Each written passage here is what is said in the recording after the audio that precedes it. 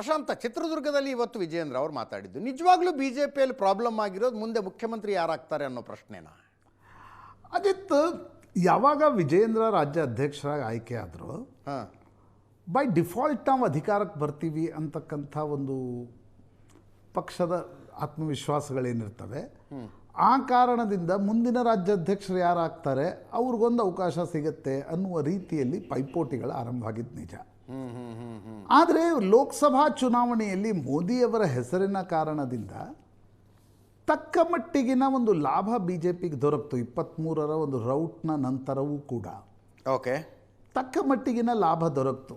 2019 compare ಮಾಡಬೇಡಿ, ಆದರೆ 24ರಲ್ಲಿ 23ರ ಚುನಾವಣೆಯನ್ನೇ bench mark ಆಗಿಟ್ಕೊಂಡ್ರೆ 24ರ Lok Sabha ಚುನಾವಣೆಯಲ್ಲಿ ಬಂದಿರತಕ್ಕಂಥ ಸೀಟ್ಗಳು ತಕ್ಕ ಮಟ್ಟಿಗೆ ಲಾಭ ಆಯಿತು. ಆದರೆ ಅದಾದ ಮೇಲೆ ಪಾರ್ಟಿಯನ್ನು ಮತ್ತು ವಿರೋಧ ಪಕ್ಷವಾಗಿ ಬಿ ಜೆ ಪಿಯನ್ನು ಯಾವ ರೀತಿ ಯಾವ ಹಂತಕ್ಕೆ ಒಯ್ಯಬೇಕಿತ್ತೋ ಆ ಹಂತಕ್ಕೆ ಇನ್ನೂವರೆಗಂತೂ ಒಯ್ಯಲಿಕ್ಕೆ ಕರ್ನಾಟಕದ ಬಿ ಜೆ ಪಿಗೆ ಸಾಧ್ಯ ಆಗಿಲ್ಲ. ಹೀಗಾಗಿ ಮುಂದಿನ ಮುಖ್ಯಮಂತ್ರಿ ಯಾರಾಗ್ತಾರೆ ಅನ್ನುವ ಹೆಸರಿನ ಮೇಲೆ ಪೈಪೋಟಿ, ಐ ಥಿಂಕ್ ಅದಕ್ಕೆ ಭಾಳ ಒಂದು ರೀತಿ ಅದು ಭ್ರಮೆಯಲ್ಲಿದ್ದಾರೆ ಅಂತ ಹೇಳ್ಬೋದೇ ಹೊರತು ಅದು, ಯಾಕಂದರೆ ವೆಸ್ಟ್ ಮಿನಿಸ್ಟರ್ ಮಾಡೆಲಲ್ಲಿ ಹೇಳ್ತಾರೆ ವಿರೋಧ ಪಕ್ಷದ ನಾಯಕರಾಗಿ ಯಾರು ಇರ್ತಾರೋ, ಇತ್ತೀಚೆಗೆ ರಾಜ್ಯಾಧ್ಯಕ್ಷರು ತೆಗೆದುಕೊಳ್ಳಿ, he is shadow chief minister ಅಂತ ಹೇಳ್ತಾರೆ. ಹೌದು. ಆದರೆ ಕರ್ನಾಟಕದ ಬಿ ಜೆ ಪಿ ಇವತ್ತು ಏಕಾಂಗಿಯಾಗಿ ಆ ಸ್ಥಿತಿಯಲ್ಲಿದೆಯಾ ಅಂತಕ್ಕಂಥದ್ದನ್ನು ನೋಡ್ಲಿಕ್ಕೆ ಹೋದರೆ ಭಾಳ ನಿಸ್ಸಂದೇಹವಾಗಿ ರಾಕೆಟ್ ಸೈನ್ಸ್ ಅಲ್ಲ ಅದು. ನಿಸ್ಸಂದೇಹವಾಗಿ ಹೇಳ್ಬೋದು ಆ ಸ್ಥಿತಿಯಲ್ಲಿ ಅಂತೂ ಕರ್ನಾಟಕದ ಬಿ ಜೆ ಪಿ ಆ ತಯಾರಿಯಲ್ಲಂತೂ ಕಾಣ್ತಿಲ್ಲ. ನಾವು ಅದನ್ನು SIRನ ಇಡೀ ತಯಾರಿಯಲ್ಲೇ ನೋಡ್ತಿದ್ದೀವಿ, ಆ ಸ್ಥಿತಿಯಲ್ಲಿ ಕರ್ನಾಟಕದ ಬಿ ಜೆ ಪಿ ಕಾಣ್ತಿಲ್ಲ. ಹೀಗಾಗಿ ಪದೇ ಪದೇ ವಿನಾಕಾರಣ ಆ ಮುಖ್ಯಮಂತ್ರಿ ಯಾರಾಗ್ತಾರೆ ಅಂತಕ್ಕಂಥ ಚರ್ಚೆಗೆ ಅರ್ಥ ಇಲ್ಲ. ಒಂದು, ಅದು ಕರ್ನಾಟಕದ ಬಿ ಜೆ ಪಿಗೆ ಇವತ್ತು ಬೇಡವಾಗಿರ್ತಕ್ಕಂಥ ವಿಚಾರ ನನಗನ್ಸುತ್ತೆ. ನೋಡಿ ಅಜಿತ್, 2023ರಲ್ಲಿ ಕರ್ನಾಟಕದ ಬಿ ಜೆ ಪಿಯ ಬ್ಲಂಡರ್ ಏನು ಅಂತ ಯಾರಾದರೂ ನನಗೆ ಕೇಳಿದರೆ 2023ರಲ್ಲಿ ಏನದ್ರದ್ದು ಬ್ಲಂಡರು? ಎಲ್ರಿಗೂ ಗೊತ್ತಿತ್ತು ಬಸವರಾಜ ಬೊಮ್ಮಾಯಿಯನ್ನು ಮುಖ್ಯಮಂತ್ರಿ ಮಾಡಿದಾಗ ಏಕಾಂಗಿಯಾಗಿ ಪಾರ್ಟಿ ಅಧಿಕಾರಕ್ಕೆ ಬರಲ್ಲ. ನೀವು ಪ್ಲಾನ್ ಬಿ ಏನು ಮಾಡ್ತೀರಿ? ಹೈಕಮಾಂಡ್ ಇರ್ಬೋದು, ಕರ್ನಾಟಕದ ಬಿ ಜೆ ಪಿ ನಾಯಕರು ಪ್ಲಾನ್ ಬಿ ಏನು ಮಾಡ್ತೀರಿ?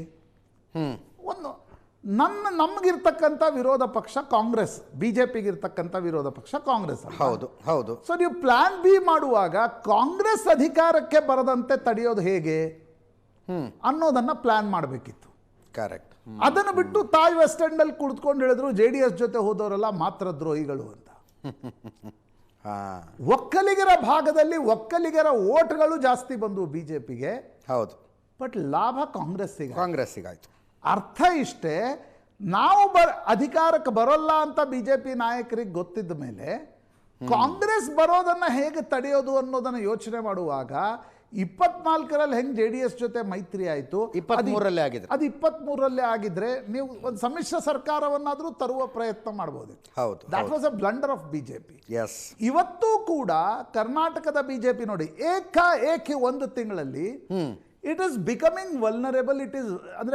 It is looking vulnerable in front of DK Shivakumar. Correct. ಒಂದು ವಿಧಾನ ಪರಿಷತ್ ಚುನಾವಣೆಯಲ್ಲಿ ಕ್ರಾಸ್ ವೋಟ್ ಆಗಿದೆ. ಬಟ್ 2023 ಚುನಾವಣೆ ಪೀಕ್ನಲ್ಲಿದ್ದ ಸಂದರ್ಭದಲ್ಲಿ ನಾವು ಹಲವು ನಾಯಕರನ್ನ ಭೇಟಿಯಾದ್ವಿ ಪ್ರಶಾಂತ್. ನೀವು ದಿಲ್ಲಿಯಿಂದ ಬಂದಂಥ BJP ನಾಯಕರುಗಳು ಕೂಡ ಕಾನ್ಫಿಡೆನ್ಸ್ನಲ್ಲಿ ಇರಲಿಲ್ವಾ? ರಾಜ್ಯದವರಂತೂ ವಿಪರೀತ ಕಾನ್ಫಿಡೆನ್ಸ್ನಲ್ಲಿದ್ರು ಬಿಡಿ. ಸರ್ವೆಗಳನ್ನು ತೋರಿಸ್ತಾ ಇದ್ರು ಇವರು, 115 ಬರ್ತೀವಿ, 120 ಬರ್ತೀವಿ ಅಂತ. That was a bad feedback Ajit. Okay, that was a bad feedback. ನಂಗೆ ಗೊತ್ತಿಲ್ಲ, ಅಂದರೆ ದಿಲ್ಲಿಯ BJP ನಾಯಕರು ಪ್ರತಿಯೊಂದು ವಿಷಯದಲ್ಲಿ ಶಾರ್ಪ್ ಇರ್ತಾರೆ, ತಳಮಟ್ಟದ ರಿಪೋರ್ಟಿಂಗ್ ತೆಗೆದುಕೊಳ್ತಾರೆ ಅಂತ ನಾವು ಕೇಳಿದ್ದೀವಿ.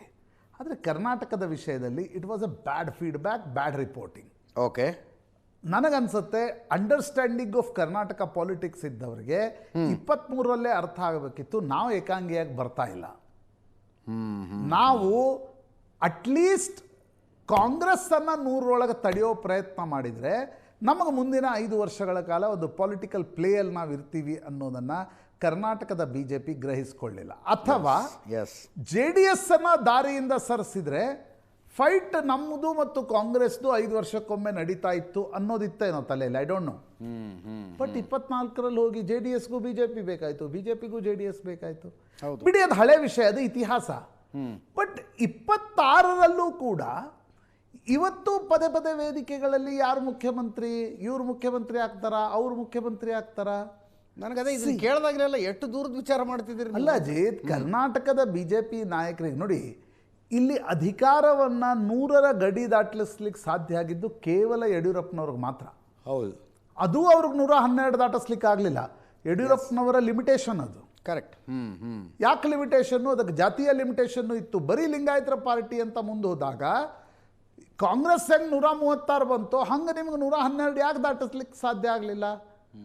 JDSಗಿರ್ತಕ್ಕಂಥ ಒಕ್ಕಲಿಗ ಟ್ಯಾಗ್ಲೈನು, BJPಗಿರ್ತಕ್ಕಂಥ ಲಿಂಗಾಯತ ಟ್ಯಾಗ್ಲೈನು, ಅದರ ಸ್ಟ್ರೆಂತು ಹೌದು, ಅದರ ಲಿಮಿಟೇಷನ್ಸ್ ಕೂಡ ಹೌದು.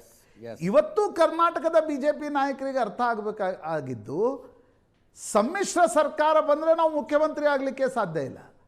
ನೀವು ಮುಖ್ಯಮಂತ್ರಿ ಆಗಬೇಕಾದ್ರೆ ಏಕಾಂಗಿಯಾಗಿ ಬರಬೇಕು. ಏಕಾಂಗಿಯಾಗಿ ಇವತ್ತಿನ ಸ್ಥಿತಿಯಲ್ಲಿ ತರುವ ಸಾಧ್ಯತೆ ಎಷ್ಟುಂಟು?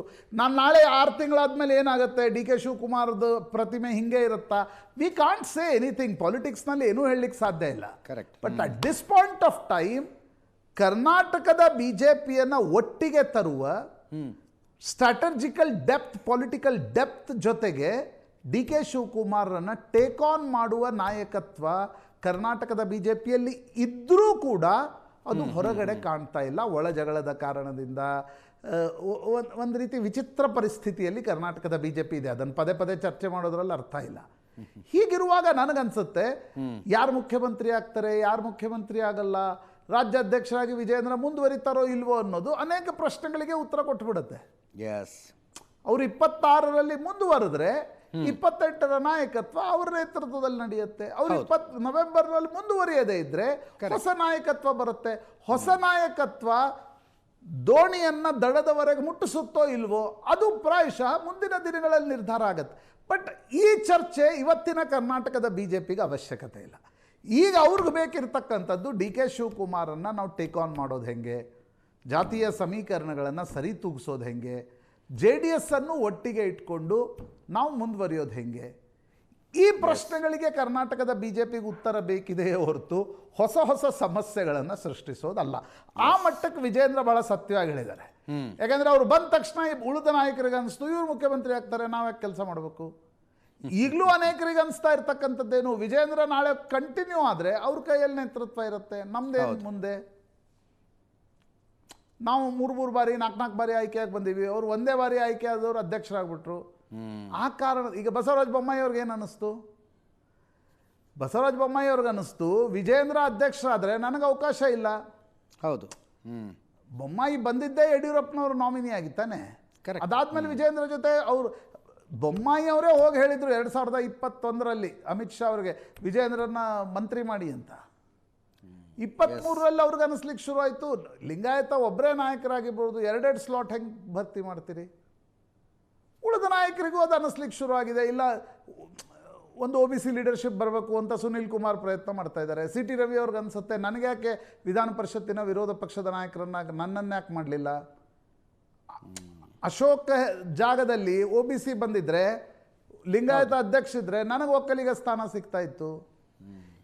ಇವು ಪರ್ಮ್ಯುಟೇಷನ್ಸ್ ಕಾಂಬಿನೇಷನ್ಸಲ್ಲಿ ಇದು ಕಾಂಗ್ರೆಸ್ನಲ್ಲಿಲ್ವಾ? DK ಶಿವಕುಮಾರ್ ಇದ್ದಾರೆ, ಪರಮೇಶ್ವರ್ ಇದ್ದಾರೆ, ಖರ್ಗೆ ಇದ್ದಾರೆ, ಸಿದ್ದರಾಮಯ್ಯನವರು ಇದ್ದಾರೆ, ಹರಿಪ್ರಸಾದ್ ಇದ್ದಾರೆ, ಎಲ್ರಿಗೂ ಅವಕಾಶಗಳು ಸಿಗ್ತಾ ಇವೆ, ಯಾಕಂದರೆ ಅಧಿಕಾರದಲ್ಲಿದ್ದಾರೆ.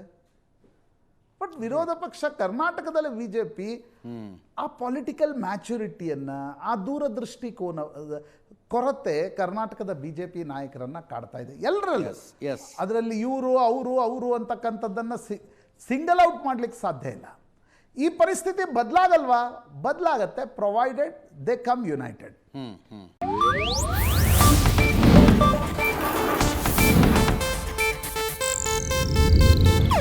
ಇದು ಏಷ್ಯಾನೆಟ್ ನ್ಯೂಸ್ ನೆಟ್ವರ್ಕ್ ಪ್ರಸ್ತುತಿ.